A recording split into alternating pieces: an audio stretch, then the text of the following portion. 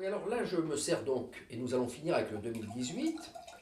Je m'en rajoute un petit peu pour le plaisir. Alors, vous voyez ce cordon extraordinaire, cette petite mousse que l'on voit au service, c'est tout simplement quand vous avez des sucres une qualité de glycérol, et c'est surtout le taux de glycérol qui est très élevé dans nos vins, qui fait que vous avez ce cordon extrêmement vivant, avec cette robe absolument magnifique, bleutée.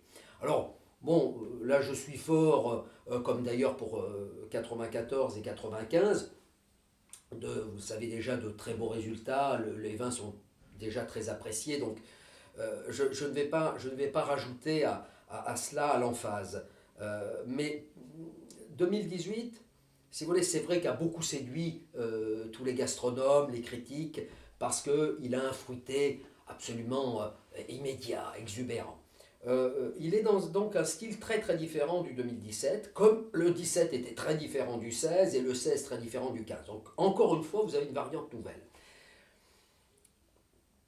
Au fond, 2018, c'est un hommage à Arturo Pérez, donc au propriétaire historique, maintenant malheureusement décédé, mais qui est là dans une école classique. Ce serait un peu notre Léoville Lascaz, c'est notre Château Latour à nous. Voilà. C'est un millésime qui, pour moi, curieusement, qui au Chili a été considéré comme très chilien, mais qui finalement, ce que moi je pourrais lui reprocher, voyez, en toute honnêteté, c'est presque, non, d'être presque un petit peu bordelais. Voilà. Parce que le millésime a voulu que ça soit un Cabernet Sauvignon dans la grande tradition classique des Cabernets Sauvignons que l'on connaît en général, et c'est vrai, sur les très grands terroirs du Médoc, qui sont dans les plus grands Cabernets Sauvignons du monde. Donc, voilà.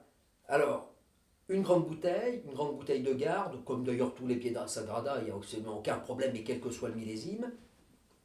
Mais un classique, et un classique dans la rectitude, dans ce qu'est un Cabernet Sauvignon, dans sa ligne la plus pure, la plus fruitée, cette note violette, cette note cassis, ce petit côté eau de vie de framboise derrière. Donc ça réjouira tous les amateurs, parce que ça ne demande pas là la même attention que, je dirais, les 4 premiers millésimes. Donc, non pas qu'il soit plus flatteur, mais il est plus facile à déguster. Donc, il est vrai que pour ceux qui voudraient nous découvrir, c'est un vin absolument formidable.